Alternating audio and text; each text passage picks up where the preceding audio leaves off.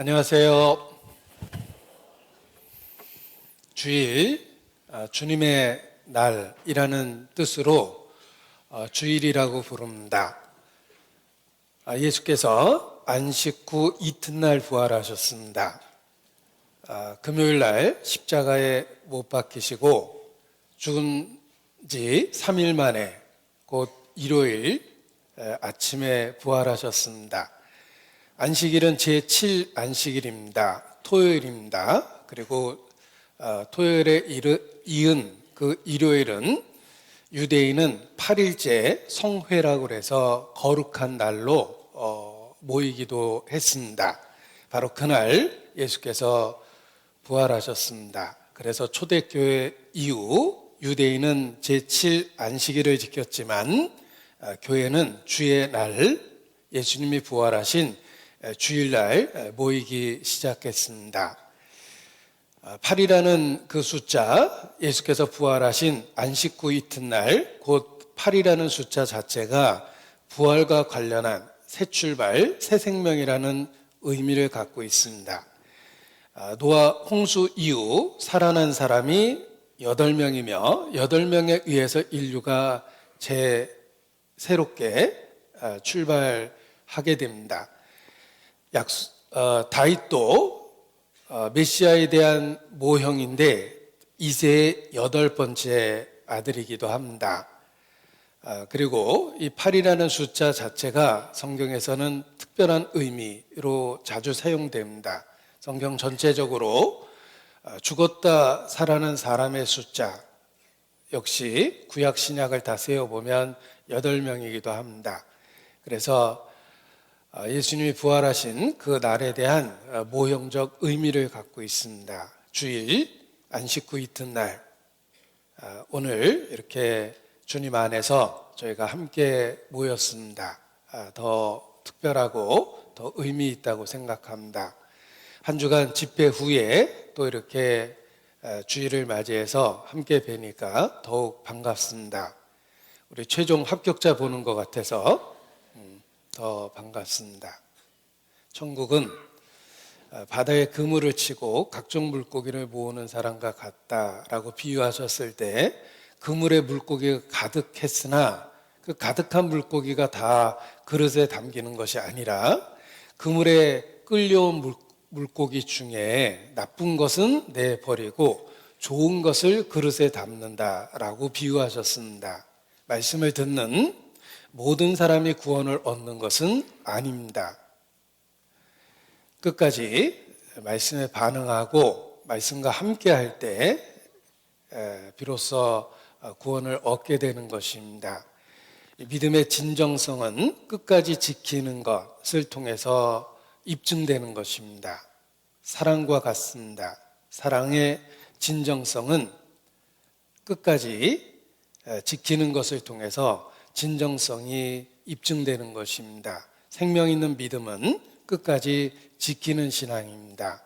지금까지 주께서 지켜주신 것처럼 또 주님께서 그날까지 지켜주시리라 생각을 합니다. 우리가 모이기를 힘쓰는 것은 바로 주님이 그 지켜주시는 그 방법에 참여하는 것입니다. 마지막 때가 이르면 이를수록 그날이 다가오면 보면 볼수록 모이기를 힘쓰라 라고 일깨워 주시는 것은 함께하는 그 시간이 주님께서 우리의 믿음을 지켜주시는 방법에 참여하는 것이기 때문에 그렇습니다. 기도로 시작하겠습니다.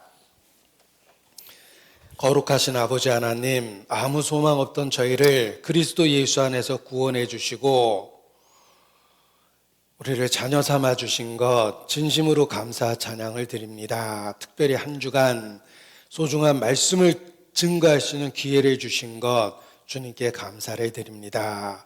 오고 간 모든 영혼을 기억해 주시고 반드시 결실할 수 있도록 은혜를 더해 주시기를 주님께 부탁을 드립니다. 식물을 물 위에 던지면 여러 날 후에 거두리라 라고 일깨워 주셨습니다.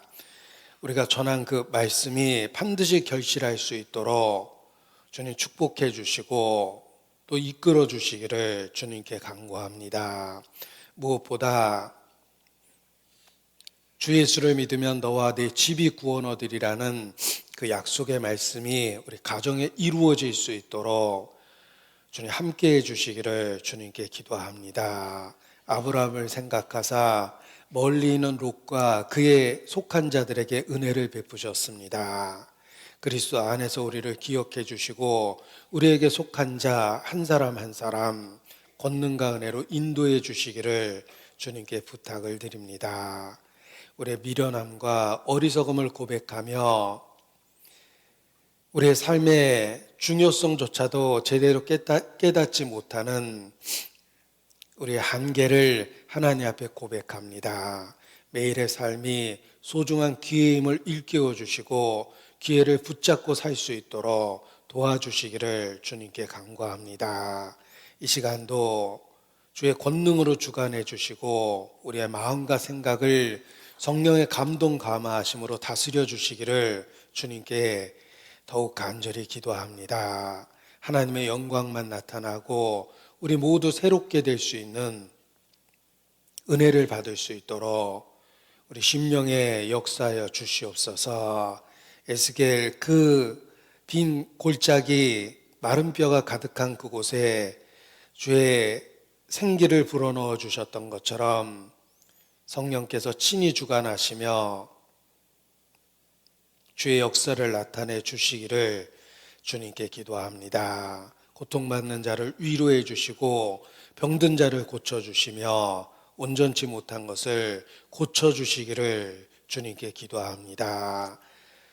치료와 치유의 주의 능력이 우리 모든 사람에게 임할 수 있도록 주께서 주관하시고 역사하여 주시옵소서. 그리스도 안에서 긍휼만을 바라고 주의 은혜를 사모하고 기다립니다. 함께하여 주시옵소서. 고마우신 우리 구주 예수님 이름으로 기도합니다. 아멘. 네, 성경 요한복음 5장 39절입니다. 성경 요한복음 5장 39절. 요한복음 5장 39절.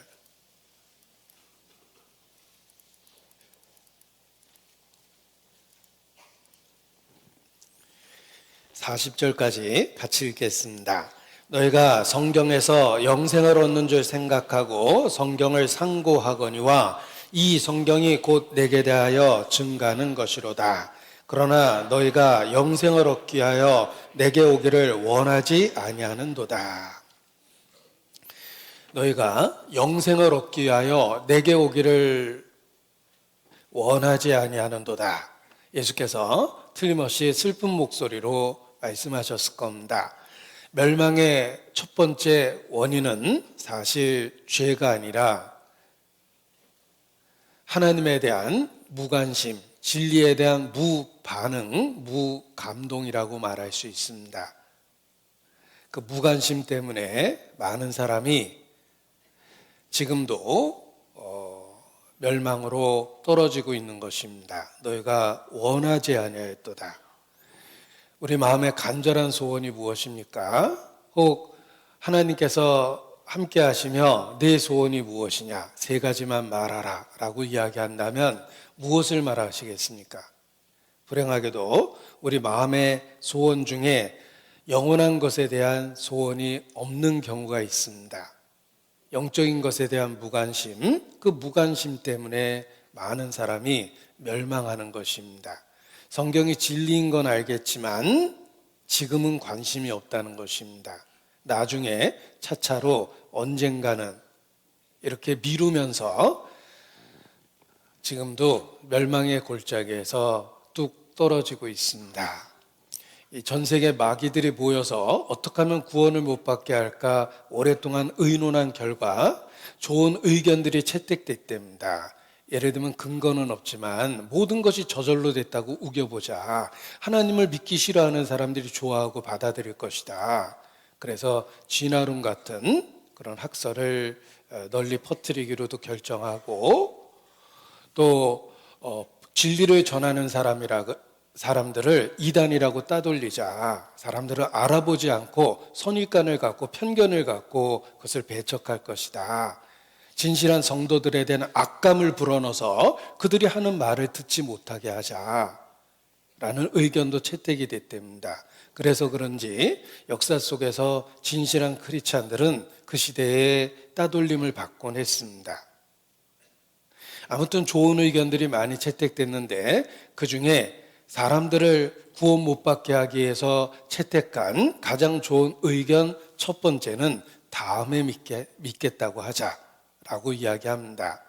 어떻게 성경의 진실을 통째로 부인하냐? 그건 불가능한 거다. 차라리 인정하고 들어가자. 그래, 성경이 신기하지? 성경은 사실이고 하나님이 계실 수도 있어. 그런데 다음에 생각하자. 언젠가 생각하자. 차차로 생각하자. 노후에 시간 날 때 그때 생각하는 거야. 이렇게 사람을 설득하자라고 마귀들이 의논해서 지금도 많은 사람들이 다음에 언젠가라는 말로 멸망하고 있다라고 이야기합니다. 아마도 지옥에 가서 살펴보면 내가 언젠가 믿으려고 했는데 라고 이야기하는 사람이 거의 대부분일 것입니다. 누구의 말에 의하면 지옥에 가면 제일 많이 들리는 소리가 껄껄껄껄껄껄 이라는 소리라고 이야기합니다. 호탕하게 웃고 있는 게 아니라 이럴 줄 알았으면 믿을 걸 이러면서 후회하는 것이 지옥이며 가장 저주스러운 것은 그 수없이 많은 기회를 저버린 자기 자신에 대한 미움 때문에 더 고통을 받게 될 것이다 라고 이야기합니다.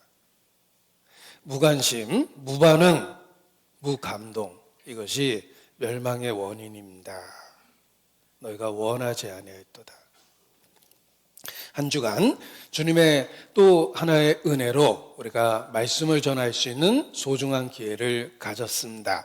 해마다 반복되는 추수처럼 보이지만 사실은 주의 또 하나의 은혜임에 틀림이 없습니다.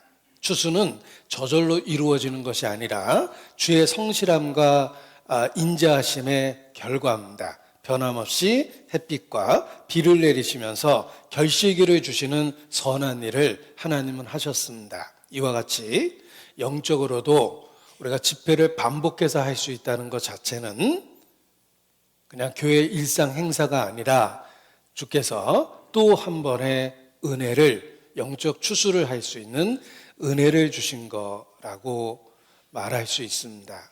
그래서 하나님께 더욱 감사하게 되는 것입니다. 은혜 위에 은혜를 주신 것입니다. 혹 한 번도 듣지 못하고 진리의 말씀을 듣지 못하고 멸망하는 사람이 있습니다. 교회 생활의 최고의 특권은 그 복음, 진리를 반복해서 들을 수 있다는 것입니다. 물가에 사는 사람은 그 물이 얼마나 소중한지 잊고 살 수 있지만 사막에 사는 사람을 생각해 보십시오. 물 한 방울만 제대로 있었으면 좋겠다라고 이야기하는 그들을 만나면 물가에 산다는 것이 놀라운 특권이라는 걸 깨닫게 됩니다. 쉴만한 물가, 푸른 초장, 바로 교회입니다. 우리가 교회 안에 있기 때문에 하나님의 말씀을 반복적으로 들을 수 있는 특권이 있는 것입니다. 학자들은 유대인의 그 지혜가 어디서 왔는가라고 연구하며 몇 가지 그들의 삶을 분석하고 결과물을 내놓았습니다. 유대인의 특별한 지혜는 그들의 전통적인 학습 방법에 있다라고 이야기합니다. 자, 유대인은 공부를 미시나라는 단어로 표현하는데 반복이라는 의미를 갖고 있습니다. 반복적으로 읽고 반복적으로 쓰고 반복적으로 생각하는 것, 이것이 미시나 곧 공부이다 라고 이야기합니다. 그래서 반복을 통해서 중요한 진리를 생활화, 체득화할 수 있고 중요한 걸 중요하게 인식하게 되며 잘 몰랐던 부분을 알게 되고 이미 알고 있다고 생각하는 걸 자세히 알게 된다. 이렇게 이야기합니다. 그들의 특별한 지혜는 그 반복적인 학습을 통해서 온 것이라고 이야기합니다. 유대인이 공부하는 거 보신 적 있을 것입니다. 끊임없이 이렇게 몸을 움직이면서 책을 읽습니다. 몸을 움직이면 뇌가 활성화돼서 더 쉽게 기억해낼 수 있답니다. 사실 우리 조상들도 그러했습니다. 하늘 천 따지 거무령 누르왕 해보십시오. 가만히 볼펜만 까딱거리며 공부하는 것보다는 끊임없이 몸을 움직이면 뇌가 활성화돼서 더 잘 기억할 수 있습니다. 우리가 집회를 통해서 복음을 반복적으로 듣고 있습니다. 진리를 생활화할 수 있고, 중요한 것이 얼마나 중요한지 더욱 깨닫게 됩니다. 그리고 알고 있다고 생각한 것을 더욱 자세히 알게 되며 잘 몰랐던 부분을 비로소 깨닫게 됩니다. 그래서 교회 생활의 최고의 특권은 진리를 반복해서 들을 수 있다는 것입니다. 그리고 이 복음 안에는 하나님의 사랑이 담겨져 있습니다. 그래서 복음을 다시 일깨우면서 하나님 사랑에 대한 확인과 확증이 이루어집니다. 따라서 새 힘을 얻게 됩니다. 신앙생활 할 수 있는 힘을 얻게 되는 것입니다. 여기 교훈이 되는 그림 하나를 봤는데 보여드리고자 합니다. 교훈이 되는 그림입니다. 자, 이게 새와 쥐를 서로 묶어놨습니다. 그러면 쥐는 점점 구덩이로 내려가려고 할 것이며 새는 날아오르려고 할 것입니다. 그런데 이렇게 작은 참새 같은 걸 묶어놓으면 혹 구덩이로 끌려 들어갈 수도 있습니다. 그러나 이렇게 독수리 같은 거대한 새하고 묶어놓으면 쥐를 매단 채 창공으로 날아오를 것입니다. 우리의 신앙이 연약했을 때는 쥐에게 끌려가듯이 육신에 끌려다닙니다. 구덩이 깊은 곳으로 끌려갑니다. 그런데 여호와를 앙망하는 자는 독수리가 새에 힘을 얻는 것과 같이 날아오르게 될 거라고 말씀하십니다.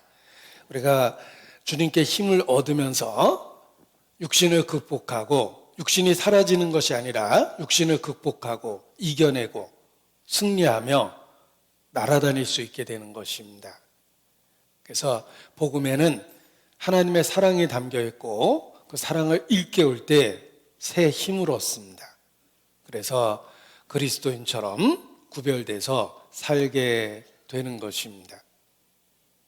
가정의 위기도 가족 간의 사랑을 확인하면서 극복하게 됩니다. 정말 모든 것을 끝내고 싶었을 때 아빠 사랑해요, 엄마 사랑해요, 여보 사랑해요, 고마워요 라는 말 한마디가 다시 살아갈 힘을 만들어냅니다. 하물며 하나님의 사랑을 일깨우면 인생 7, 80 너끈히 승리해서 살 수 있습니다. 영원한 하나님의 사랑을 일깨울 때 7, 80의 잠깐의 삶을 구별돼서 살 수 있는 힘을 얻게 되는 것입니다. 복음에는 하나님의 사랑이 들어있습니다. 우리는 반복되는 집회를 통해서 그 사랑을 확인하고 확증하며 새로운 힘을 얻게 되는 것입니다. 그리고 우리는 불예측한 죽음이라는 상황 속에 있습니다. 인생을 지뢰밭을 뛰어다니는 병사에 비유하는 것은 적절합니다. 어느 순간 밟을 수 있고 밟으면 그날 우리의 삶이 끝이 납니다. 우리는 불예측한 죽음이라는 운명 아래서 살고 있습니다. 따라서 우리에게 가장 중요한 것은 바로 영적 생명입니다. 온천하를 얻고 자기 목숨, 영혼을 잃어버리면 무엇이 너에게 유익하겠느냐라고 일깨워 주십니다. 매일의 삶 속에서 죽음은 가까이 있습니다. 따라서 우리가 진리를 반복적으로 나누는 것은 그 죽음 앞에서 얼마나 소중한 일인지 모릅니다. 보험이 그렇습니다. 보험에 들어있기 때문에 오늘도 운전대비에 올라서 교통전쟁이라고 그러죠. 전쟁과 같은 거리를 오고 가는 것입니다. 보험에 들려 있기 때문에 평안한 마음으로 운전할 수 있습니다. 우리는 죽음이라는 가능성을 갖고 늘 살아가고 있는데 영혼의 구원을 받았기 때문에 평강 가운데 삶을 살 수 있는 것입니다.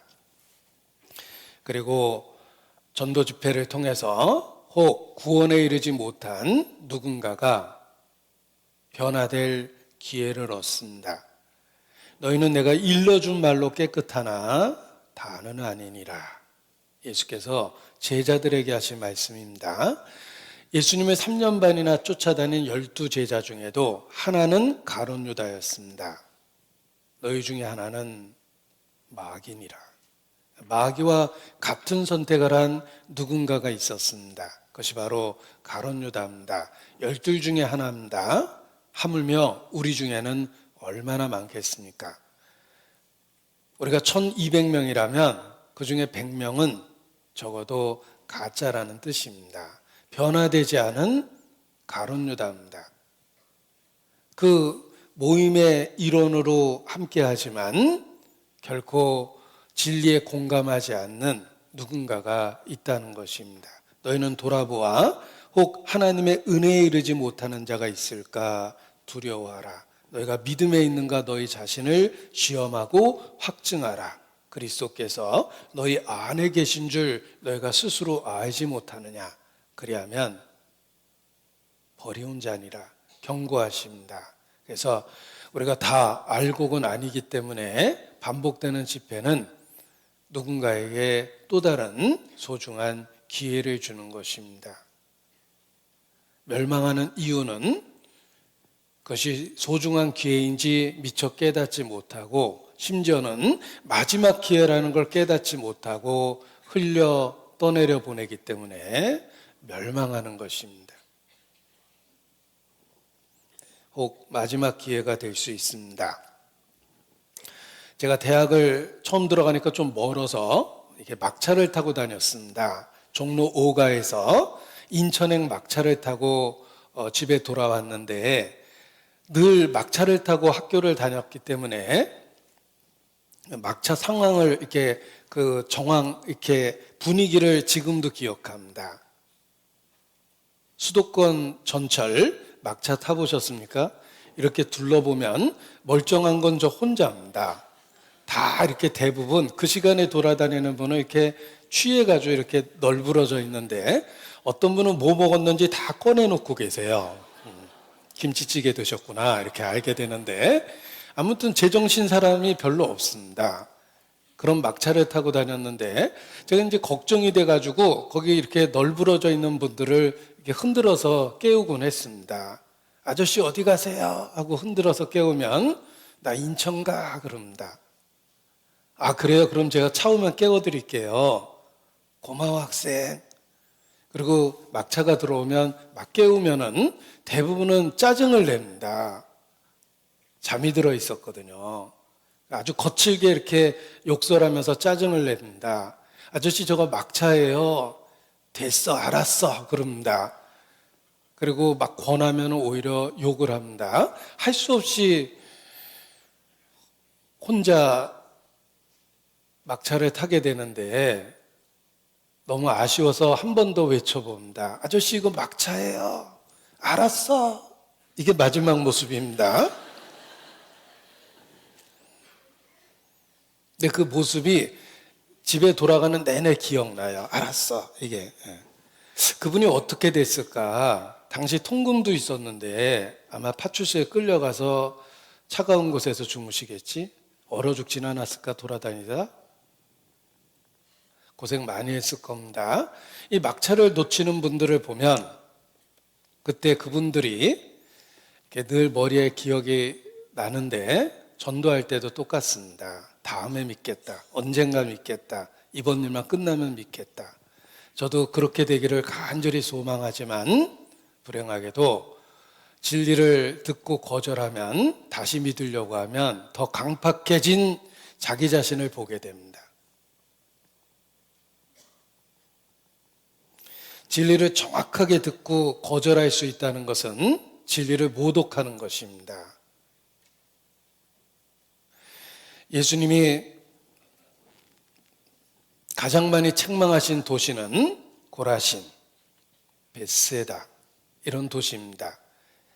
가장 많은 권능을 행하신 그곳에 너에게 화가 있다. 소돔 고모라가 차라리 너희보다 견디기 쉬울 것이다.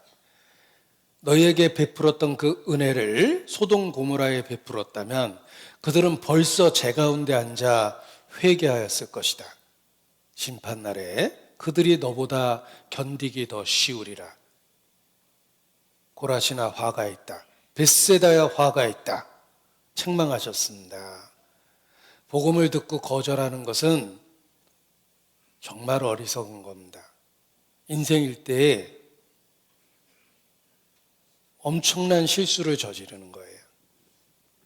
제가 첫날 복음을 듣고 거절하면 당첨된 복권을 찢어버리는 것보다 더 어리석은 짓을 하는 거다라고 이야기를 드렸는데, 사실 복권은 원래 내게 아니었어요. 내가 사봤자 뭐 1,000원 주고 샀는지 2,000원 주고 샀는지 지불한 대가가 작을 겁니다.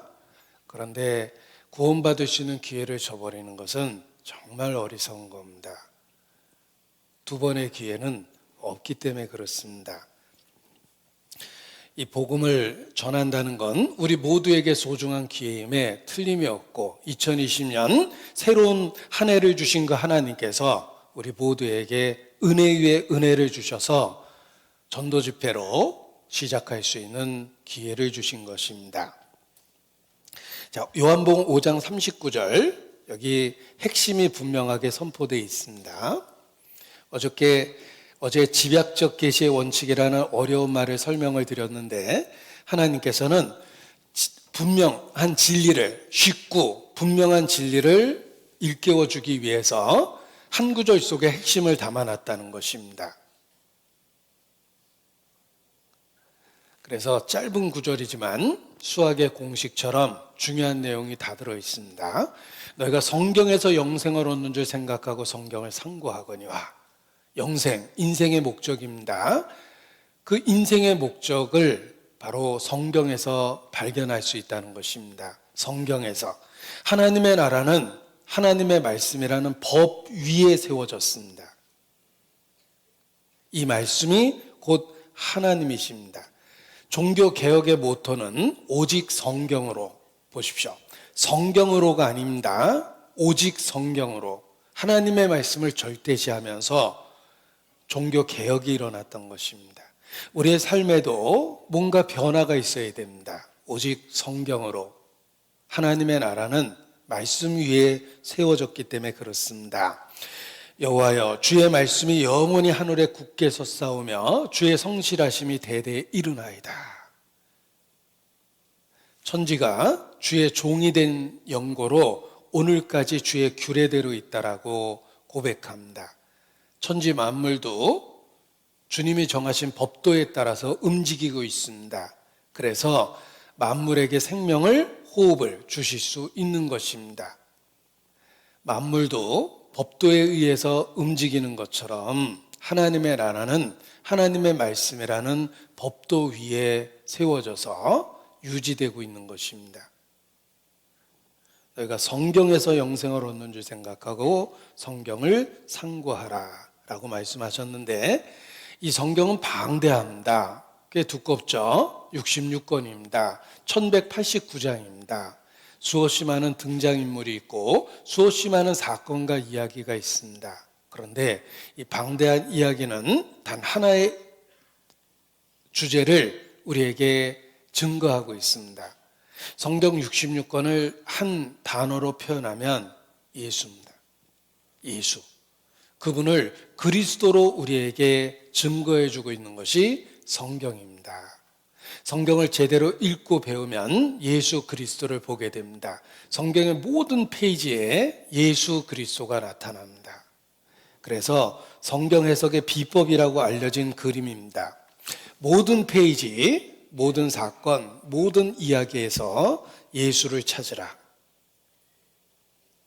이것이 성경 해석의 비법입니다.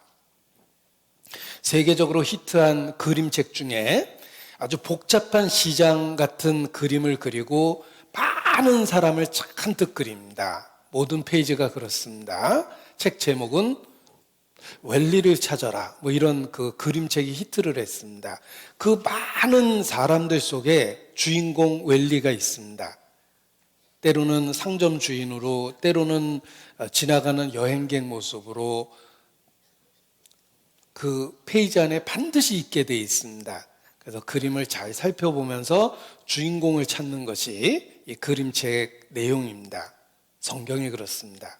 모든 페이지, 모든 사건, 모든 이야기 속에 예수께서 있습니다. 창세기로부터 계시록까지 온통 예수님 이야기입니다. 그런데 감춰져 있다라는 표현을 쓰셨습니다. 얼핏 보면 절대 모릅니다. 골로새서 2장입니다. 골로새서 2장. 골로새서 2장 3절. 신약성경 골로새서 2장 3절 같이 읽습니다. 그 안에는 지혜와 지식의 모든 보화가 감춰 있느니라. 감춰져 있습니다. 얼핏 보면 모릅니다. 잘 살펴봐야지 발견할 수 있습니다. 성경을 읽고 뭐 이런저런 이야기를 억지로 꿰매쳐 놓은 것 같다라고 얘기한 분은 감춰져 있는 비밀을 못 본 겁니다. 성경에는 비밀이 감춰져 있는데 그 비밀이 무엇이냐면 비밀이 감춰져 있는데 비밀이 무엇이냐면 2절에 나옵니다. 2절 제가 읽습니다. 이는 저희로 마음의 위안을 받고 사랑 안에서 연합하여 원만한 이해의 모든 부요에 이르러 하나님의 비밀인 그리스도를 깨닫게 하려 함이라. 제가 비밀이니까 조그맣게 말씀드렸어요. 조는 분 못 듣게. 하나님의 비밀은 그리스도예요. 그 그리스도가 감춰져 있습니다. 모든 성경에는 그리스도가 감춰져 있습니다. 찾고 구하고 두드리면 그리스도를 보게 됩니다. 자, 아브라함 링컨에 대한 책을 읽었습니다. 꽤 두꺼운 전기인데 어느 페이지를 읽어도 링컨과 관련이 있고 어떤 등장인물이 있어도 반드시 링컨하고 관련이 있습니다. 왜냐하면 이 책은 아브라함 링컨에 대한 전기이기 때문에 그렇습니다. 성경은 예수 그리스도에 대한 이야기입니다. 어떤 등장인물이 있든 어떤 사건이 있든 반드시 예수님하고 관련이 있습니다. 모든 페이지에서 예수님을 찾으라. 자, 예수께서 성경의 핵심이 무엇인지를 말씀하셨습니다. 이 성경이 곧 내게 대하여 증거하는 것이다. 성경은 예수 그리스도를 증거합니다. 그래서 학자들은 이런 표현을 씁니다. 성경의 핵심을 한 문장으로 만든 겁니다. Jesus is the answer. 예수가 답이다. 내가 길이요 진리요 생명이라고 말씀하셨습니다. 성경은 예수님에 대한 이야기를 합니다. 그래서 기독교는, 참된 기독교는 예수님 자신이다 라고 선언합니다. 영어로 읽으면 언어적 뉘앙스가 훨씬 강합니다. Christianity is Christ. 기독교는 그리스도 자체다 라는 뜻입니다. 우리가 믿고 있는 신앙을 기독교라고 그러는데 기독교의 기독이 무엇일까? 한자로 터기자, 감독할 독자입니다. 뜻을 말했는데도 해석이 안 됩니다. 터기, 감독할 독.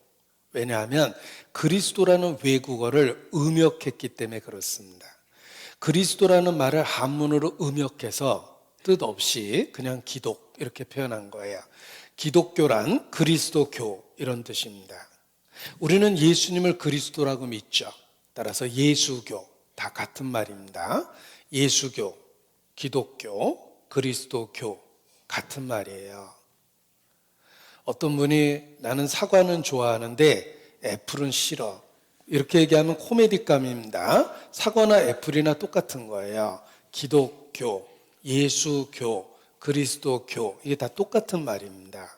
기독이라는 말 자체가 그리스도라는 뜻이에요.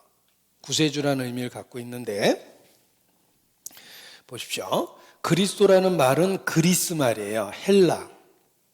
신약 성경에 기록된 헬라어입니다. 이걸 히브리 유대인 말로 바꿔보면 메시아라고 이야기합니다. 그리고 뜻은 기름 부음을 받은 자라는 뜻이에요. 히브리 말로 기름 부음을 받은 자, the anointed, 이 말이 메시아라는 뜻입니다. 하나님이 직분을 주실 때는 기름을 부었습니다. 어떤 상징적 의미죠. 하나님이 직접 직분을 주신 사람, 이것이 메시아고, 그걸 헬라 말로 그리스도, 우리말로 억지로 번역하면 구세주, 이런 뜻으로 쓰인 것입니다. 구약시대에 하나님이 기름을 붓는 직분은 세 가지입니다. 그래서 그리스도의 삼중 직분이라고 합니다. 세 가지를 겹쳐서 갖고 있는 거예요. 구약시대에 기름을 붓는 존재는 선지자, 제사장, 왕입니다. 자, 천국에 시험 봐서 갈 거면 본고사에 꼭 나올 문제입니다. 다음 중 기름을 붓는 존재가 아닌 것은 1. 선지자, 2. 제사장, 3. 왕, 4. 목사님. 네. 자, 나는 예수님을 믿습니다. 나는 예수님을 그리스도라고 믿습니다. 나는 크리스천입니다. 나는 그리스도인입니다. 라는 말의 뜻은 예수님은 나의 선지자십니다. 하나님의 말씀을 내게 가르쳐 주십니다. 나는 천국과 지옥이 얼마나 좋은지 모르겠는데 선지자인 예수께서 지옥은 끔찍하다고 말씀하셨으니 난 거기가 무섭고 두려운 것임을 믿습니다. 나는 천국이 얼마나 좋은 곳인지 가보지 못했습니다. 그러나 예수께서 우리를 위하여 예비하신 것은 눈으로 보지도 못하고 귀로 듣지도 못하고 마음으로 상상할 수도 없는 놀랍고 아름다운 것이라고 말씀해 주셨습니다. 따라서 나는 천국이 아름다운 것이라고 믿습니다. 왜냐하면 나의 선지자 예수께서 나에게 그렇게 가르쳐 주셨기 때문입니다. 예수님은 나의 선지자입니다. 또 나는 이 죄를 갖고 어떻게 하나님 앞에 갈까 고민했는데 예수님은 내 죄를 해결해 주신 제물이 되셨고 친히 제사장이 되셔서 내 손을 붙잡고 나를 하나님의 보좌 앞으로 이끄십니다. 나 혼자는 결코 갈 수 없는 그 길을 예수께서 나의 제사장이 되시면서 나의 손을 붙잡고 천국으로 인도하십니다. 예수님은 나의 죄를 해결해 주신 제사장이십니다. 따라서 그분은 내 인생의 왕이십니다. 나의 주인이십니다. 내 삶의 모든 것은 그분의 소유이며 그분은 나에게 명령할 수 있는 권한을 갖고 계십니다. 예수님은 나의 왕이시기 때문에 그렇습니다. 예수님이 가라 하면 나는 가야 하고 예수님이 멈추라 하면 나는 멈춰야 하고 예수님이 좌하라면 나는 좌하고 예수님이 우하라 하면 나는 우할 수밖에 없습니다. 주님은 나의 왕이십니다. 이것이 예수 믿는다는 뜻입니다. 한 여자가 한 남자를 사랑해서 늘 함께 있고 싶었습니다. 결혼이라는 의미가 뭔지는 모르겠지만 분명한 건 내가 저 사람을 사랑하고 늘 함께 있고 싶었어요. 헤어질 때마다 아쉬웠습니다. 그런데 어느 날 그 사랑하는 남자가 자기에게 청혼을 했습니다. 정말 기쁨으로 받아들였어요. 그리고 결혼식을 했습니다. 남편으로 맞이하겠습니까? 라고 물어봤을 때 네 하고 대답을 했습니다.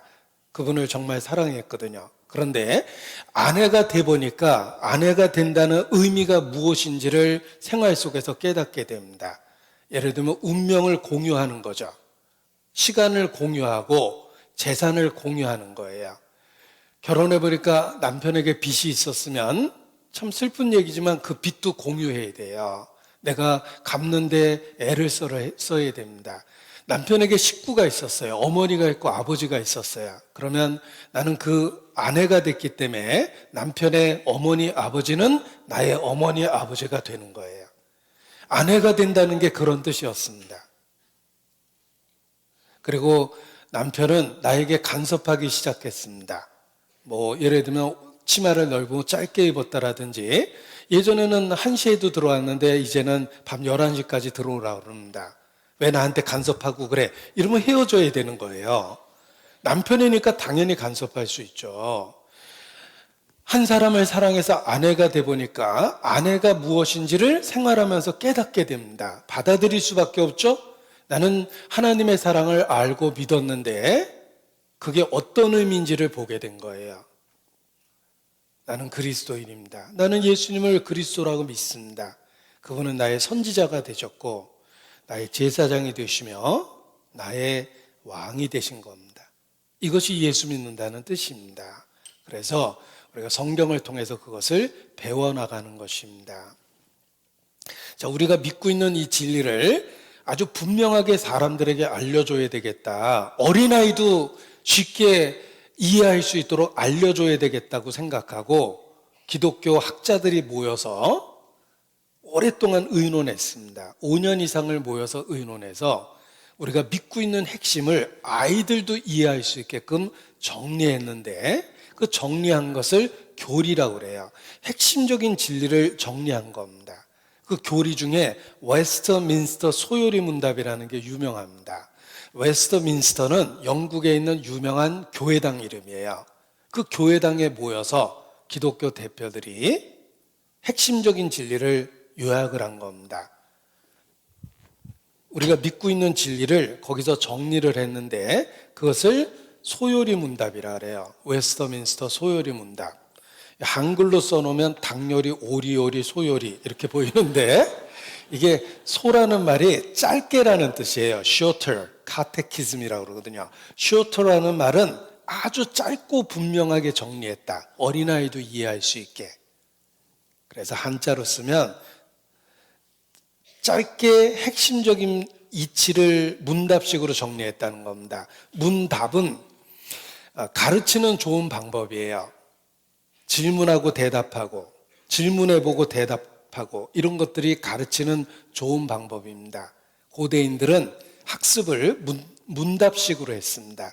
그래서 지금도 학교에서 시험 보는 풍습이 생긴 거예요. 제대로 배웠는지를 확인하기 위해서.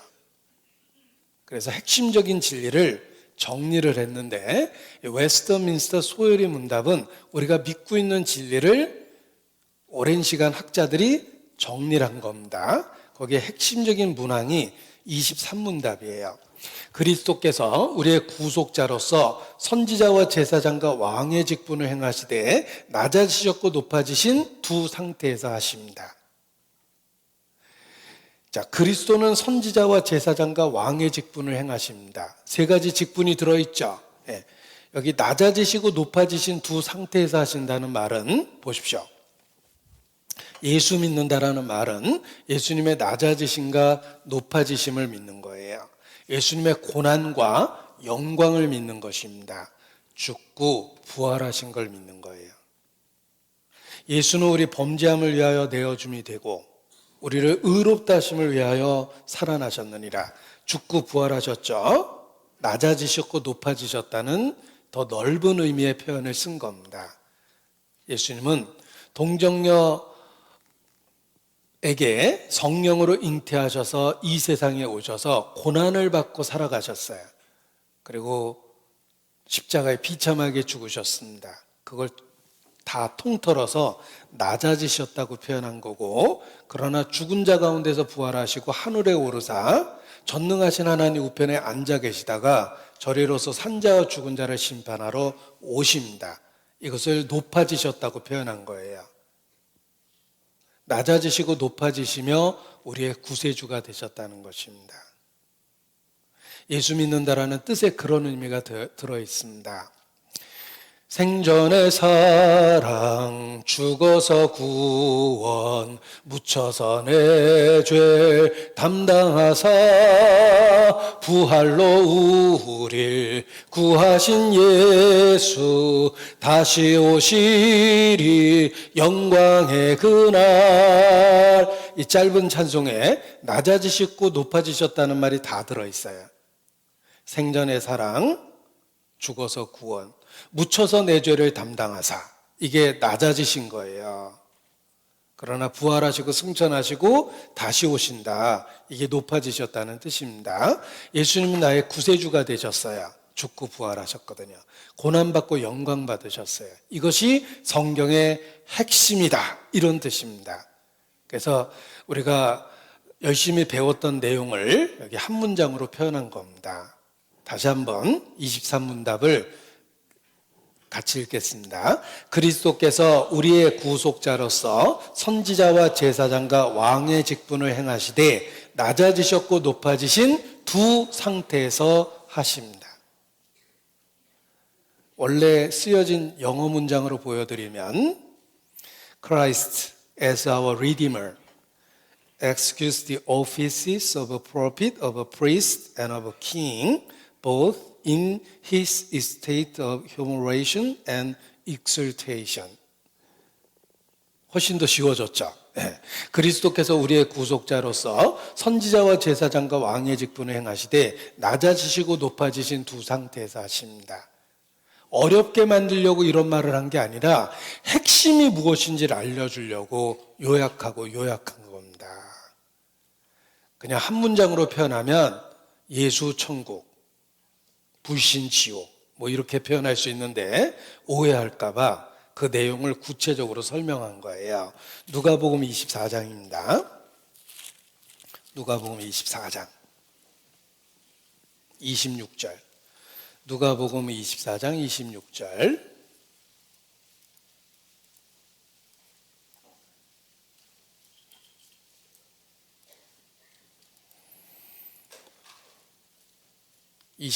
그리스도가 이런 고난을 받고 자기 영광에 들어가야 할 것이 아니냐, 낮아지시고 높아져야 될 것이 아니냐, 이에 모세와 및 모든 선지자의 글로 시작하여 모든 성경에 쓴 바 자기에 관한 것을 자세히 설명하시니라.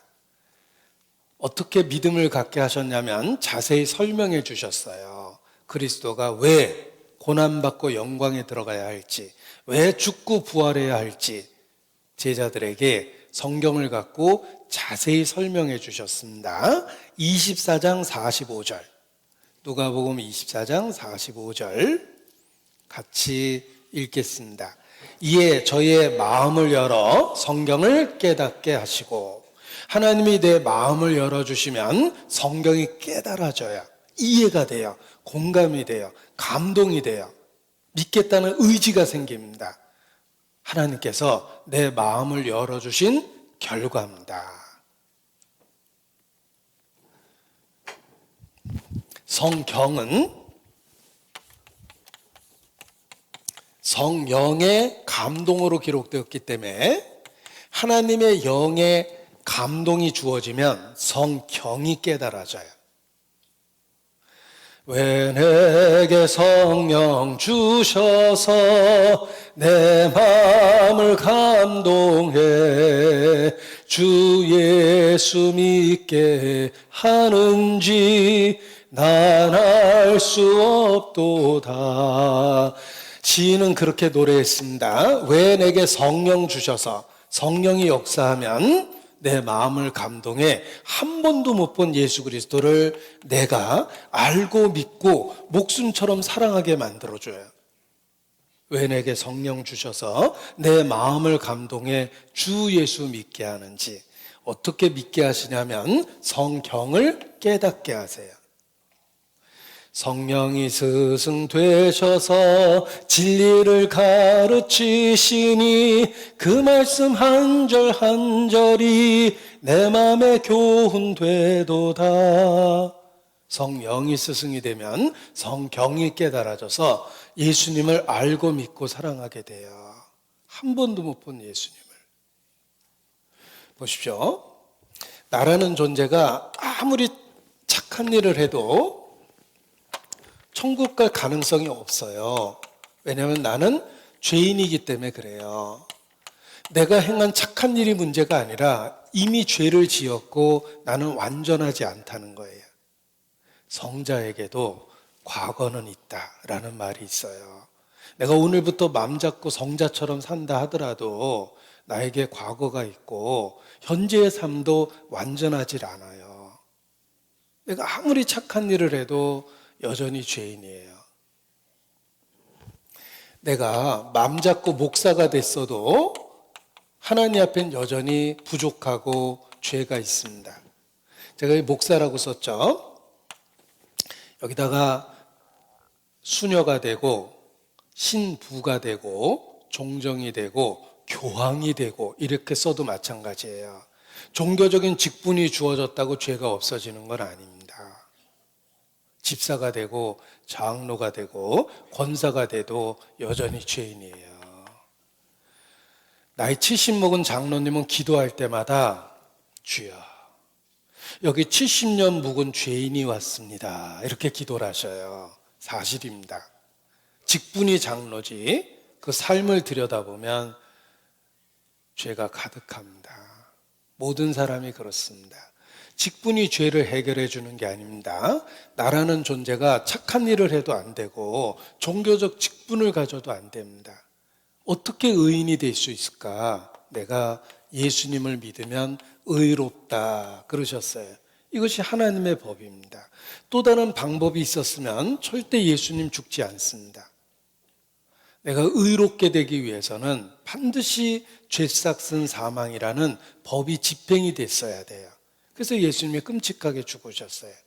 부활하심으로 나를 의롭다 하셨어요. 따라서 내가 하나님 앞에 의인이 되기 위해서는 방법은 딱 하나입니다. 예수님을 믿는 거예요. 그것을 어떻게 알았냐면 성경을 배워서 알게 된 거예요. 이 성경이 내게 대하여 증가하는 것이라 라고 말씀하셨기 때문입니다. 그래서 성경을 가지고 강론하면 성령이 역사할 때 예수 그리스도를 알게 되고 믿게 돼서 의롭다함을 받고 천국에 가게 되는 것입니다.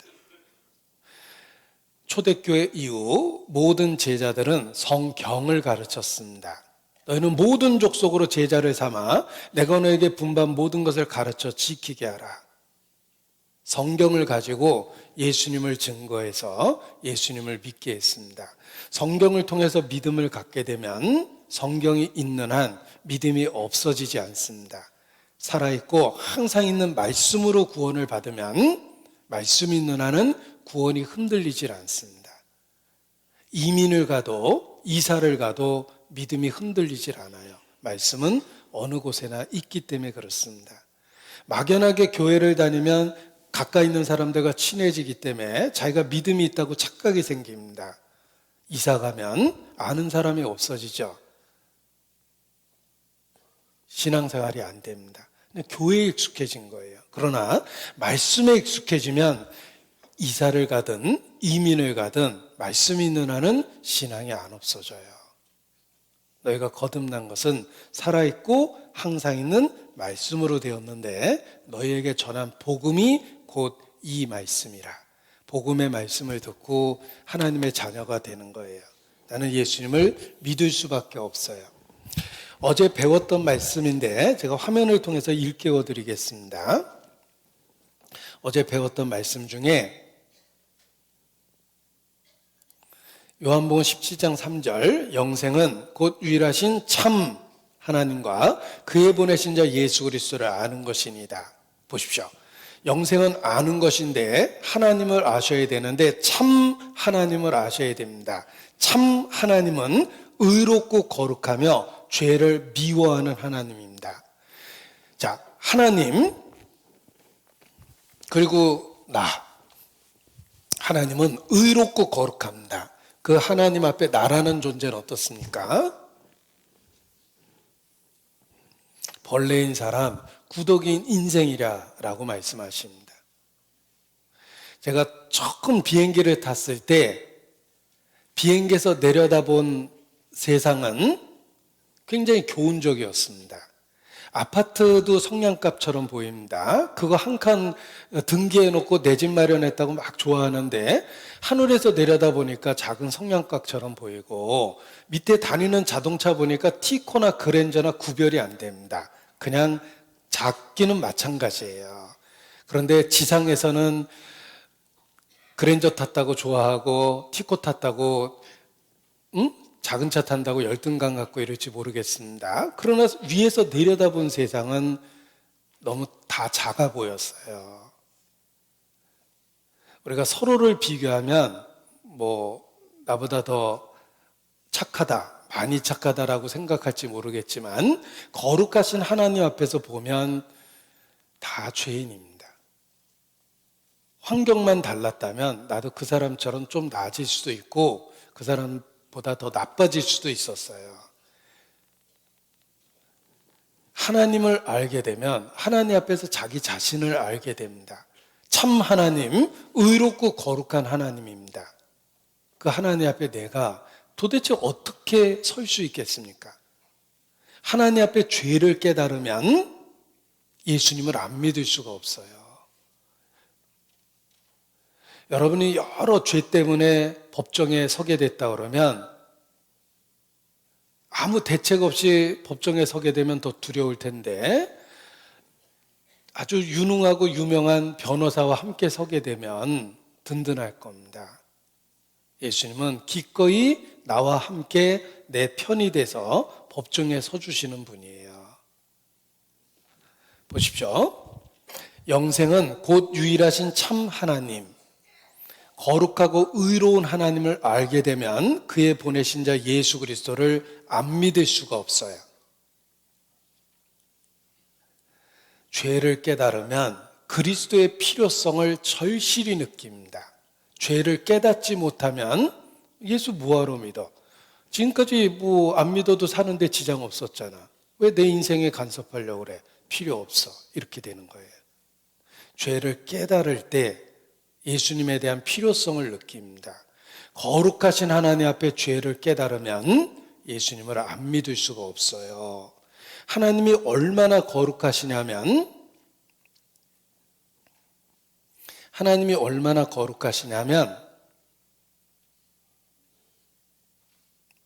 시내산에서 나타났던 하나님의 모습을 생각해 보십시오. 우레와 번개와 천둥과 지진 가운데 나타나서 가까이 갈 수도 없었어요. 이것이 의롭고 거룩한 하나님의 모습이에요. 용암입니다. 얼마나 뜨거웠으면 바위가 녹아서 액체가 됐겠어요. 용암입니다. 여러분 여기에 산채로 뛰어들어간다고 생각해 보세요. 상상할 수도 없죠. 하나님의 의롭고 거룩하다는 게 그런 뜻이에요. 어떻게 여기 인간이 산채로 뛰어듭니까? 그런데 이 뜨거운 용암 앞에 여기 누군가가 서 있습니다. 이 사람 어떻게 서 있죠? 알고 보니까 방화복을 입었어요. 특별한 옷을 입은 거예요. 그래서 1분을 견딜 수 있다, 5분을 견딜 수 있다라는 그 실험 데이터가 있기 때문에 가가지고 그 용암 앞에 가서 구경하고 있었던 거예요. 여러분 뜨거운 용암 앞에 이런 몸으로 걸어 들어가는 건 어리석은 겁니다. 금방 열기에서 타버릴 거예요. 그러나 방화복을 입으면 그 앞에 설 수 있죠. 불이 난 현장에 모든 사람이 뛰쳐나오는데 소방관들은 건물 안으로 들어가고 있습니다. 그 이유는 방화복을 입었기 때문이에요. 특별한 옷을 입었기 때문에 30분은 버틸 수 있다라든지 그런 실험 데이터를 갖고 불 속에 돌아다닐 수 있는 거예요. 하나님은 의롭고 거룩합니다. 한마디로 소멸하는 불이십니다. 소멸하는 불이라는 말이 영어로 표현하면 destroying fire, consuming fire예요. 화염 방사기 생각해 보면 이해가 갈 거예요. 그걸 사람에다 대고 쏘면 어떻게 되겠습니까? 하나님은 소멸하는 불이십니다. 내가 어떻게 하나님 앞에 서겠습니까? 방화복을 입으셔야 돼요. 그래서 여기 나라는 존재가 있습니다. 안경 끼고 복부 비만에 시달리는 점다. 부치병이라고 그러더라고요. 자, 아무튼 제 몸매가 이렇게 있는데, 자, 하나님은 소멸하는 불이십니다. 내가 예수 믿는다라는 말은 예수 그리스도라는 방화복을 입은 거하고 마찬가지예요. 이렇게. 예수 믿는다라는 말은 예수님으로 옷 입은 거예요. 그래서 소멸하는 불이신 하나님 앞에 당당하게 나아갈 수 있게 하신 거예요. 하나님은 의롭고 거룩하기 때문에 나는 반드시 예수로 옷 입어야 되는 거예요. 그래서 예수 믿는 거예요. 그래서 영적으로 표현하면 마치 예수 그리스도로 옷 입은 것 같다. 이게 예수 믿는다는 뜻입니다. 갈라디아서 3장입니다. 갈라디아서 3장. 26절, 27절. 갈라디아서 3장 26절, 27절.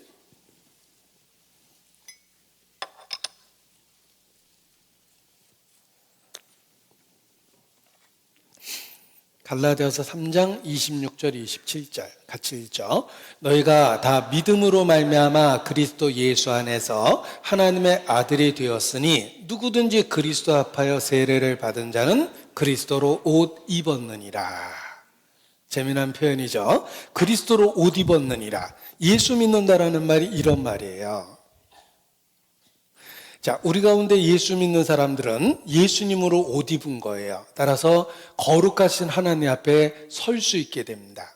그러나 예수 안 믿는 사람은 빨가벗고 있는 거예요. 거룩한 하나님 앞에 절대 설 수가 없어요. 누구든지 자기 옷을 지켜 벌거벗고 다니지 아니한 자가 복이 있도다. 벌거벗고 다니지 아니한 자가 복이 있다고 말씀하셨습니다. 예수 안 믿는 건 하나님 앞에 빨가벗고 있는 거예요. 나는 모태신앙이잖아. 내가 집사인데, 내가 장로인데, 그거는 무화과 나무 잎사귀로 옷을 입은 거예요. 아담 하와가 범죄한 이후에 무화과 나무 잎사귀로 옷을 입었어요. 그것은 자기의 부끄러움을 가릴 수 없다라고 말씀하십니다. 우리가 똑같은 옷도 내복바람에 돌아다닐 수는 없는데 이런 옷을 입고 돌아다닐 수는 없는 거예요. 왜냐하면 대저 우리는 다 부정한 자 같아서 우리의 의는 다 더러운 옷 같으며 우리는 다 쇠폐함이 잎사귀 같으므로 우리의 죄악이 바람같이 우리를 몰아가나이다. 우리는 쇠폐함이 잎사귀 같아서 죄악의 바람이 불면 이게 말라버리죠.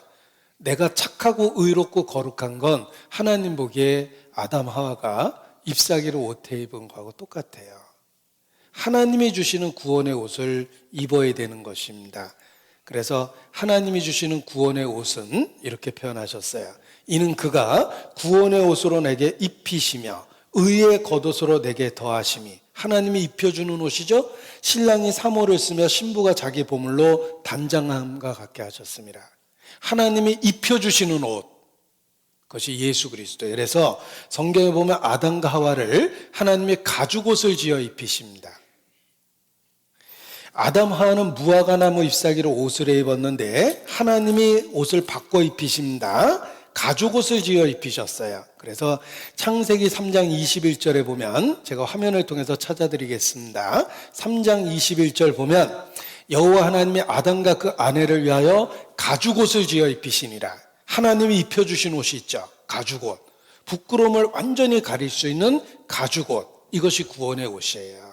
이것은 장차 예수 그리스도로 옷 입혀줄 것을 보여준 겁니다. 하나님이 얼마나 의롭고 얼마나 거룩한지 깨닫게 되면 우리는 반드시 옷을 입어야 돼요. 예수 그리스도로 옷 입어야 돼요. 그래서 예수 믿는 거예요. 자, 서양은 기독교 문화 위에 세워졌기 때문에 그들의 이야기 속에 이런 내용들이 들어있습니다. 예를 들면 피노키오는 나무 인형이죠. 사고만 치던 나무 인형이 제페트 할아버지의 사랑을 깨닫고 내가 정말 착하게 살아야 되겠다라고 결심하는 순간 피노키오가 진짜 사람이 돼서 제페트 할아버지의 아들이 돼서 행복하게 살았다는 둥, 이런 이야기 들어보셨죠? 예. 왠지 하나님과 인간관계 같지 않아요?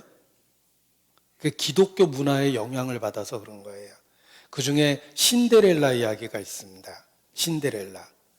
신데렐라는 어려서 부모님을 잃고요, 계모하고 이복 누이에게 온갖 구박을 다 받다가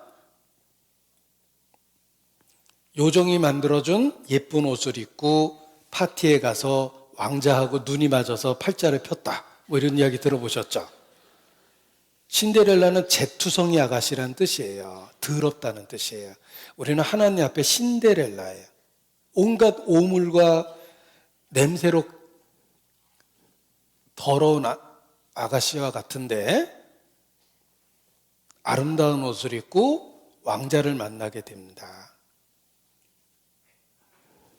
구원의 옷이 하나님이 입혀주는.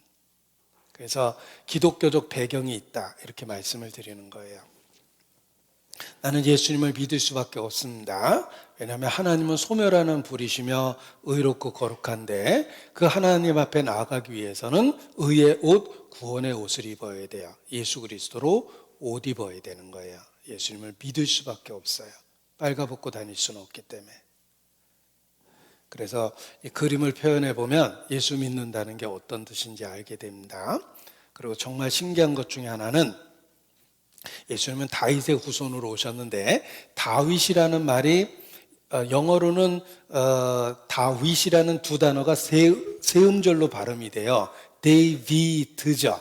히브리어도 세 개의 단어예요. 다윗이라는 말이. 그런데 그 세 개의 단어의 숫자 값이 알파벳의 숫자 값이 14예요. 다윗이란 이름의 숫자 값이 14인데 예수님 족보를 보면 아브람까지 다윗까지 14대요. 다윗부터 바벨론에 이거할 때까지 14대요. 바벨론에 이거하는부터 예수 그리스도까지 14대 더라. 이렇게 돼 있죠. 참 14라는 숫자가 예수님하고 관련해서 계속 나와요. 14대, 14대, 14대 만에 태어났거든요. 더 신기한 건 예수님이 365일 하고 많은 날 중에 유대인의 달력으로 1월 14일 날 돌아가셨어요. 거기도 14가 나와요. 도대체 그 1월 14일이 무슨 날일까? 6월절이에요. 6월절은 영어로 Passover Day라고 그래요. Passover는 지나간다는 말인데 이게 무슨 뜻이냐면 유래가 있습니다. 예수님이 그날 돌아가셨어요. 6월절이 무엇이냐면 이집트에서 노예 생활했던 그들이 하나님의 말씀에 의해서 양을 죽여서 문설주, 좌우 문설주에 피를 발라서 하나님이 내리는 심판을 피하게 되는 사건입니다. 이것이 6월절이라고 그래요. 그래서 출애굽기 12장에 보면 내가 애굽 땅을 칠 때 그 피가 너희의 거하는 집에 있어서 너희를 위하여 표적이 될지라 내가 피를 볼 때 너희를 넘어가리니 재앙이 너희에게 내려 멸하지 아니하리라. 하나님이 명령하셨습니다. 피를 바르라고 명령하셨어요. 내가 피를 볼 때 너희를 넘어가겠다. 그래서 좌우 설주와 임방에 피를 발랐어요. 이 날이 1월 14일이에요. 유대인들은 하나님의 말씀을 따라 좌우 설주와 임방에 피를 발랐어요. 바닥에만 안 발랐어요. 바닥에 왜 안 발랐을까요? 밟고 다닐까 봐 그래요. 그리스도의 거룩한 피를 밟는 자는 부정하다고 그랬거든요. 밟으면 안 되는 거예요. 좌우 설주와 임방에 피를 발랐습니다. 그러면 피를 볼 때 재앙을 내리지 않겠다고 약속해 주셨어요. 유대인은 하나님의 말씀에 따라서 피를 발랐습니다. 내가 피를 볼 때 너희를 넘어가겠다. 정말 피를 발랐죠? 근데 이 집은 아니야. 어떻게 더럽게 피를 발라? 나는 꽃으로 장식할 거야. 아름다운 꽃으로 장식했어요. 이 집은 아무것도 안 했어요. 쓸데없는 짓 하지 마.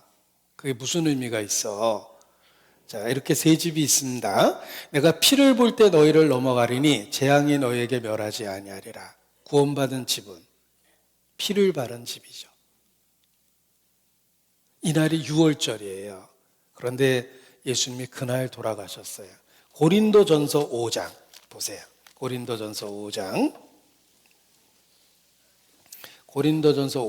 7절 화면에도 찾아놨습니다. 고린도전서 5장 7절 우리의 6월절 양 곧 그리스도께서 희생이 되셨느니라. 예수님을 6월절 양이라고 그랬죠? 그 양 잡는 날이 1월 14일인데 예수님이 그날 돌아가셨다는 거예요. 절대 우연이 아니라는 겁니다. 하필이면 그날 돌아가셨어요. 자, 여기 집이 있습니다. 하나님의 말씀에 양을 죽여서 피를 좌우 설주가 여기입니다. 그리고 임방에 바르라고 그랬죠? 피를 발랐어요. 약속대로 피를 발랐습니다. 보십시오.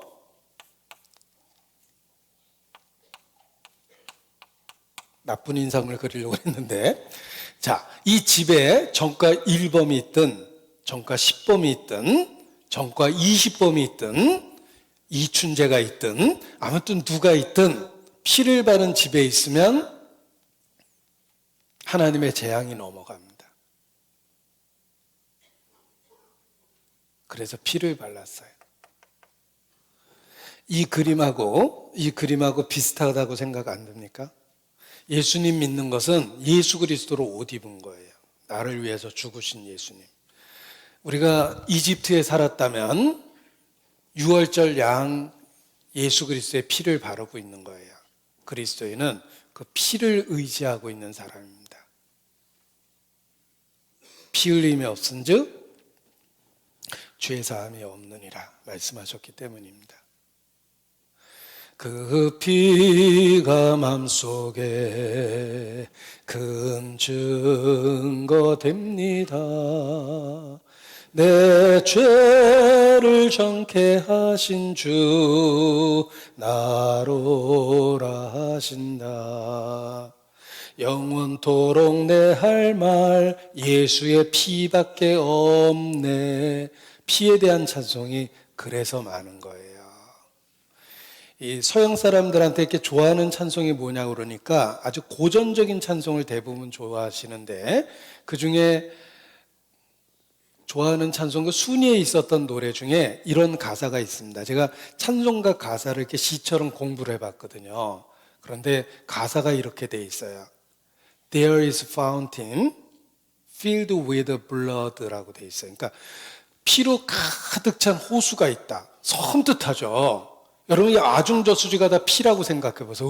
하고 섬뜩하죠. 피로 가득한 호수가 있다. There is a fountain filled with blood. 그렇게 시작하는 찬송이 좋아하는 순위에 들어있더라고요. 이렇게 섬뜩하지? 그게 바로 예수 그리스도의 십자가예요. 왜 그런 찬송을 좋아할까? 나 같은 죄인이 용서받기 위해서는 피가 흘려져야 되는 거예요. 그걸 공감하기 때문에 그런 찬송을 좋아할 수밖에 없습니다. 제가 스펄전 목사님을 좋아한다고 그랬는데 스펄전 목사님이 그 찬송가 가사의 2절을 자기 무덤에 써놨어요.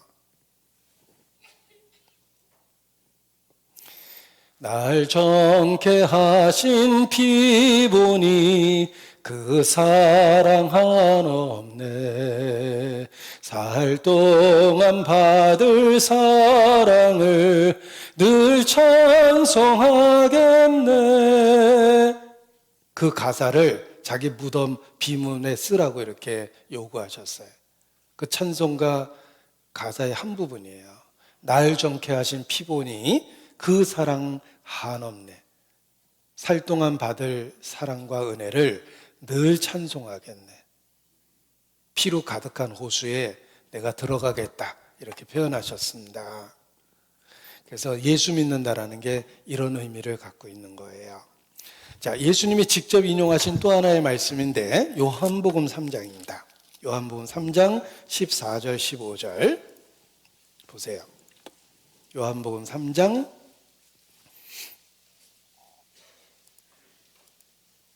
14절 15절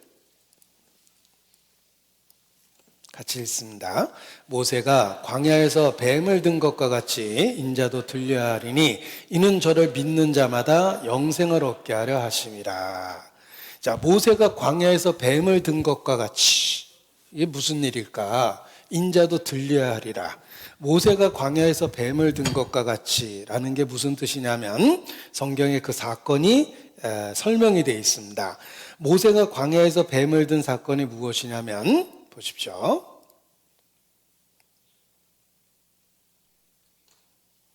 이 놋뱀 사건이라고 그래요. 자, 모세의 놋뱀 사건을 예수님이 언급하셨습니다. 모세가 광야에서 놋으로 만든 뱀을 든 것처럼 예수 그리스도께서도 놋뱀처럼 들리셔야 한다는 뜻입니다. 광야에서 이스라엘이 정말 힘들었어요. 너무 힘들었습니다. 하나님 원망했어요. 우리를 광야에서 죽게 하려고 애굽에서 데리고 나왔냐. 지긋지긋하다. 늘 보이는 건 광야다. 먹을 거라고 만나밖에 없고, 그리고 모세를 원망하고 하나님을 원망했어요. 그래서 하나님이 불뱀을 보냈어요. 하나님을 원망하고 막 그러니까 징계하시면서 불뱀을 보내니까 뱀에게 물렸습니다. 이스라엘과 온 백성이 하나님 앞에 잘못했다고 용서를 빌었습니다. 하나님께서 노뱀을 장대 위에 만들어 달면 물린 자가 쳐다보면 살 거라고 그러셨어요. 그래서 그 노뱀을 쳐다보고 뱀에게 물린 사람이 살아난 사건입니다. 이것이 그 노뱀 사건인데, 모세가 노뱀을 만들어 장대 위에 다니 뱀에게 물린 자마다 노뱀을 쳐다본 즉 살더라. 그래서 이 광야에서 노뱀을 보고 뱀에게 물린 사람들이 살아난 겁니다. 노뱀을 쳐다보게 한 거죠. 자, 보십시오. 장대 위에 달라라고 얘기한 건 나무에 달렸다는 말은 저주받았다는 뜻이에요. 그래서 노수로 뱀을 만들어서 이렇게 장대 위에 달았어요. 뱀에게 물린 자가 노뱀을 쳐다보면 살 거다. 이 사람이 뱀에게 물린 사람입니다. 누구냐면 뱀에게 물린 사람이에요. 하나님 살려주세요 하고 기도하고 있죠. 자, 뱀에게 물렸는데 어딜 물렸냐면 볼때기를 물렸어요. 자, 죽어가고 있습니다. 뱀에게 물린 자마다 쳐다본 즉 살더라. 믿음을 갖고 쳐다봤어요. 정말 나았어요.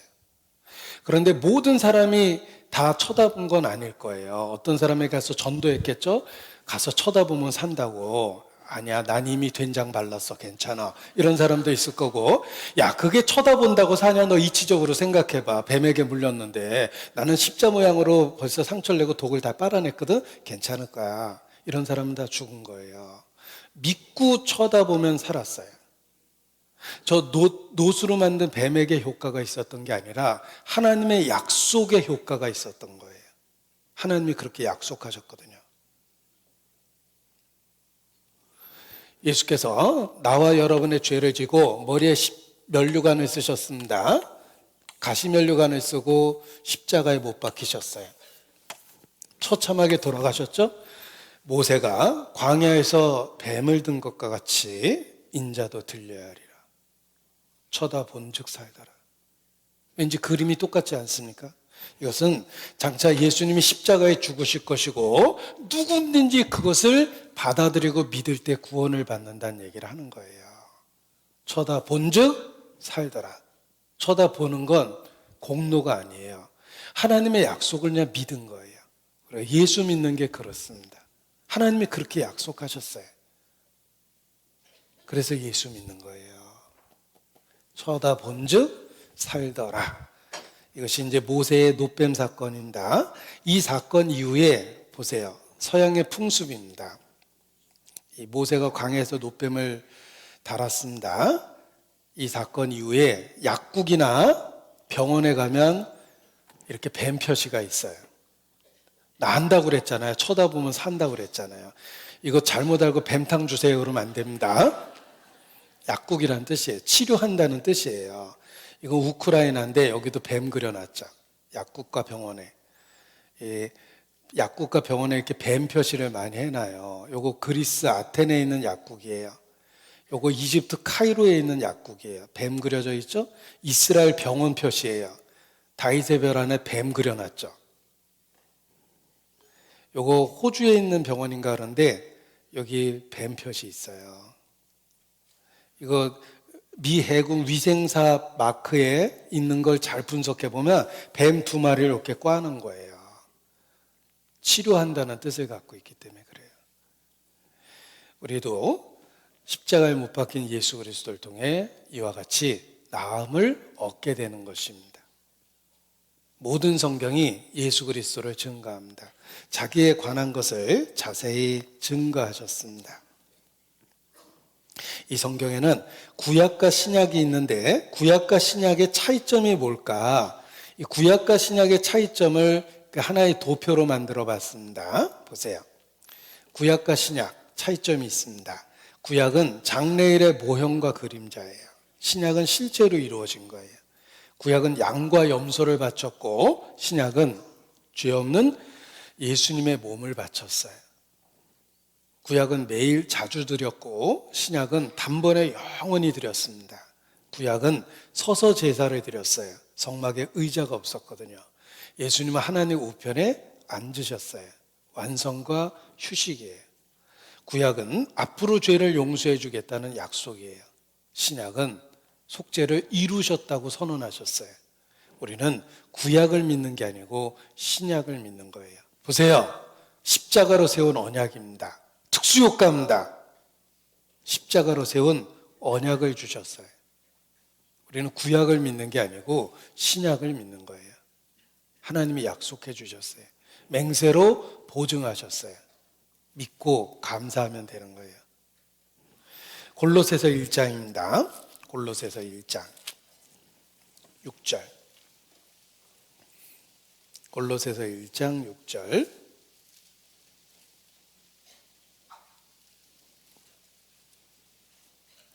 골로새서 1장 6절.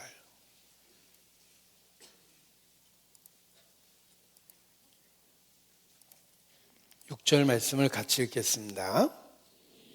이 복음이 이미 너희에게 이름에 너희가 듣고 참으로 하나님의 은혜를 깨달은 날부터 너희 중에서와 같이 또한 온 천하에서도 열매를 맺어 자라는도다. 여기 보면 복음에 나타난 하나님의 은혜를 참으로 깨달은 날, 그날부터 자란다고 그랬는데 하나님의 은혜를 깨달았다. 이 날이 구원의 날이에요. 우리 죄를 용서하셨다는 걸 알게 된 겁니다. 그래서 찬송에 보면 이 구원에 관한 찬송이 제일 많고 그 특별한 날에 대한 찬송이 많습니다. 하나님의 은혜를 깨달은 날. 기쁜 날 기쁜 날 주 나의 죄 다 씻은 날. 밑에 보면 거듭남 이렇게 써 있어요. 하나님의 은혜를 깨달은 날. 13절 14절 13절 14절 같이 읽겠습니다. 그가 우리를 흑암의 권세에서 건져내사 그의 사랑의 아들의 나라로 옮기셨으니 그 아들 안에서 우리가 구속 곧 죄사함을 얻었도다. 여기 구속이라는 말이 나옵니다. 아까 웨스터민스터 소요리 문답 23문답에도 우리의 구속자로서라는 표현이 나왔는데 그 구속이라는 말이 굉장히 어려운 말입니다. 얼핏 생각하면 이렇게 잡혀가는 구속이 생각나는데 한자로 보면 전혀 다른 뜻입니다. 구속이라는 단어를 이해하셔야 됩니다. 자, 천국 본고사 문제입니다. 구원과 구속의 차이점을 논하시오. 주관식 문제입니다. 네. 구원과 구속이 뭐가 다를까? 구원이라는 말은 구할 구자에 당길 원자를 써요. 손을 내밀어 적극적으로 건져줬다는 뜻이며 위기로부터 성공적으로 벗어났다는 뜻입니다. 그런데 구속됐다고 그랬을 때는 구할 구자를 쓰고 바꿀속, 살속, 무역할 속이라고 그래요. 한자로 이렇게 씁니다.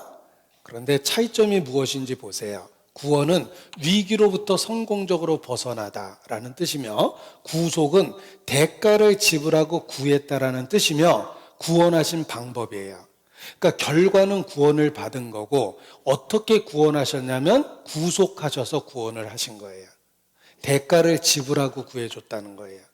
그래서 구원은 결과에 대한 내용이 강조되어 있고 구속은 구원하신 방법에 대한 것이 강조되어 있는 거예요. 대가가 지불됐다는 뜻이에요. 신적 수동태라는 말을 쓰는데 한번 들어보세요.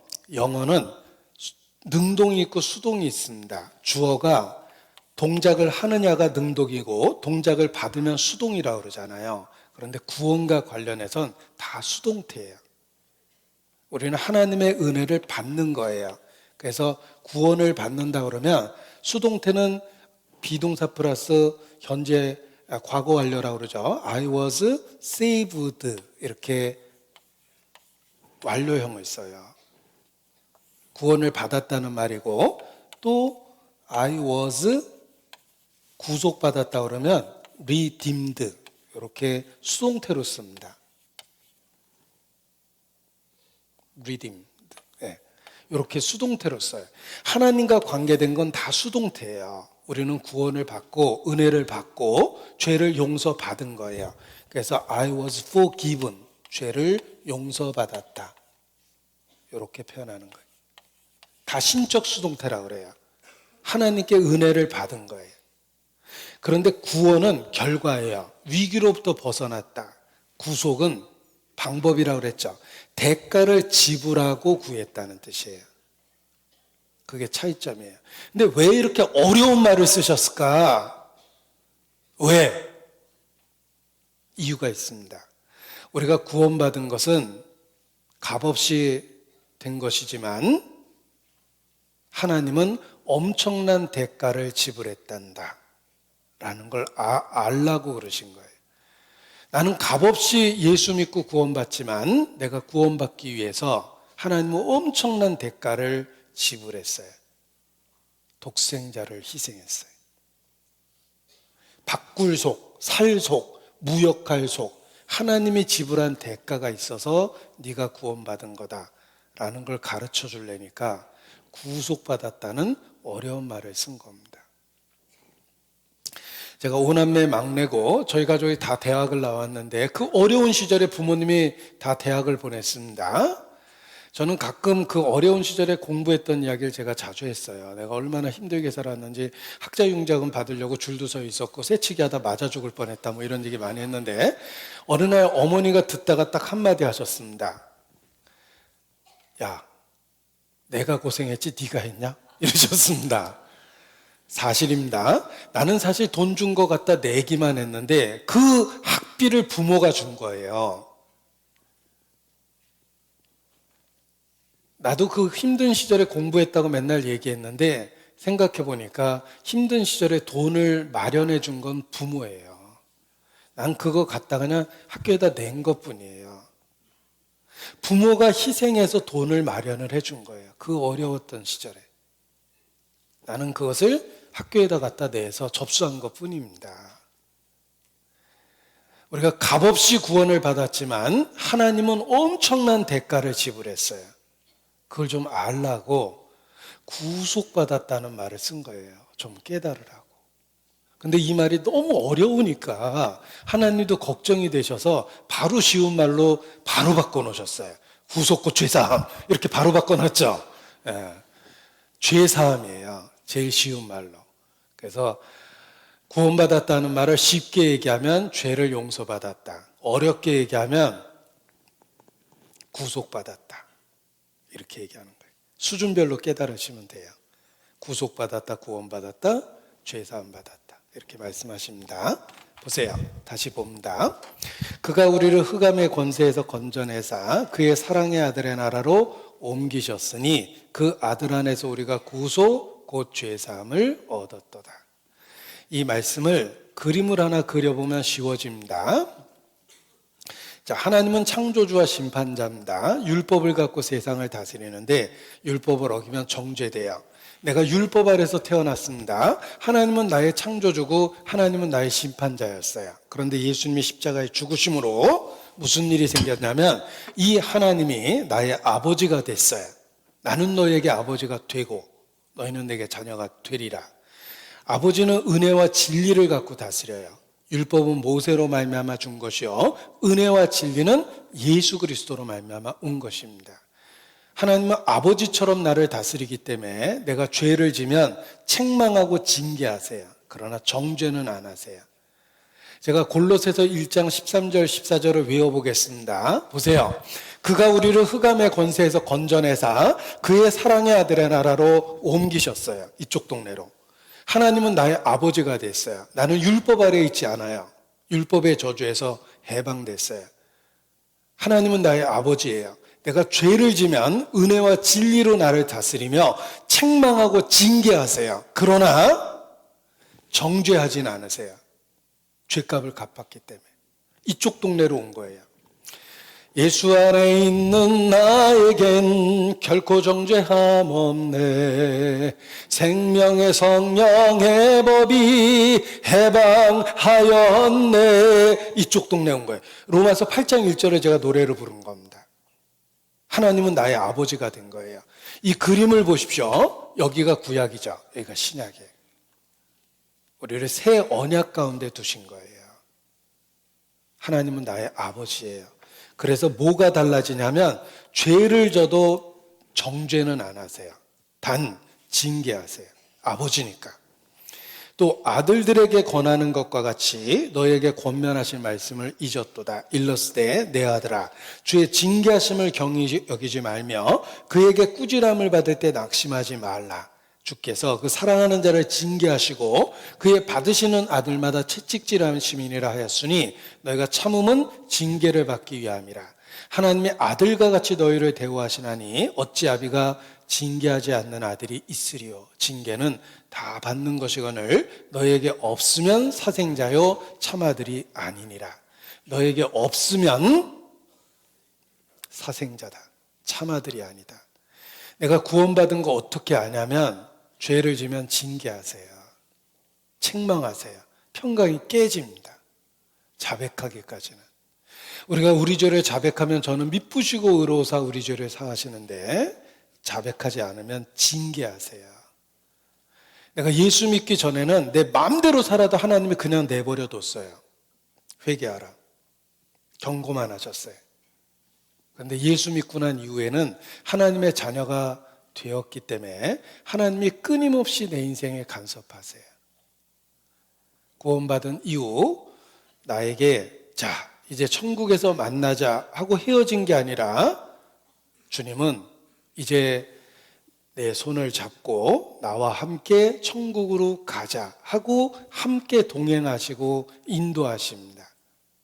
부모는 낳아주는 것으로 부모가 아닙니다. 낳으실 때 괴로움 다해 주시고 기르실 때 밤낮으로 애쓰는 거예요. 하나님의 은혜가 그렇습니다. 구원을 통해서 우리를 자녀로 낳아주시고 천국에서 만나자고 헤어지는 게 아니라 실제의 삶에서 동행, 함께 해주십니다. 그래서 신앙을 지켜주고 신앙이 자랄 수 있도록 만들어주고 신앙을 보존하고 천국에 이르도록 인도해 주시는 하나님의 은혜가 계속해서 주어집니다. 양육하는 부모의 은혜처럼 우리를 지키시고 보호하시고 인도하시는 하나님의 은혜가 주어집니다. 예전에는 고아처럼 홀로 살았고 예수님 믿은 이후에는 이제는 고아가 아니에요. 주님은 나와 함께 하세요. 나와 동행하세요. 그래서 삶이 달라지는 거예요.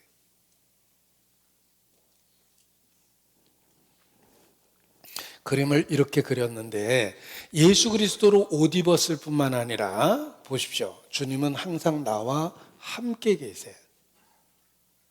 부모가 자식을 양육하듯이 우리를 보호하고 인도하고 다스리십니다. 잘못하면 징계하셔도 결코 버리진 않으세요. 주님이 우리를 보호하고 인도하는 방법은 교회입니다. 하나님을 아버지라고 부르는 자는 교회를 어머니라고 여겨야 된다. 그렇습니다. 교회가 어머니예요. 귀 있는 자는 성령이 교회들에게 하시는 말씀을 들을지어다. 교회를 통해서 양육하고 보호하고 인도하십니다. 내가 복음을 들은 것도 교회를 통해서 들었어요. 신앙을 지키고 보호하고 양육해 주시는 은혜도 교회를 통해서 하십니다.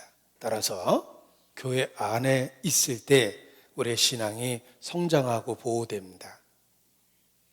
교회 안에 있으셔야 돼요. 모든 교회가 올바른 교회는 아닙니다. 올바른 교회에 있으셔야 돼요. 하나님의 말씀을 존중하고 하나님의 말씀을 따라 실제 사람들의 삶이 변화되며 새로운 영혼이 구원받는 올바른 교회에 있어야 됩니다. 우리 교회가 올바른 교회 중에 하나입니다. 올바른 선택을 하셔야 됩니다. 기도하시겠습니다. 거룩하신 하나님, 존재조차도 없었던 저희를 주의 능력으로 만드시고 그리스도 예수 안에서 우리를 자녀 삼아 주신 것 진심으로 감사를 드립니다. 우리 각 사람 구원의 확신 가운데 변화될 수 있도록 더욱 양육해 주시고 한 사람도 이루어지는 자 없도록 긍휼과 은혜로 지켜주시기를 주님께 간구합니다. 또 우리에게 먼저 주신 이 복음을 소중한 가족들에게 전할 수 있도록 주의 은혜를 더하여 주시옵소서. 주께 의지합니다. 고마우신 예수님 이름으로 기도합니다. 아멘.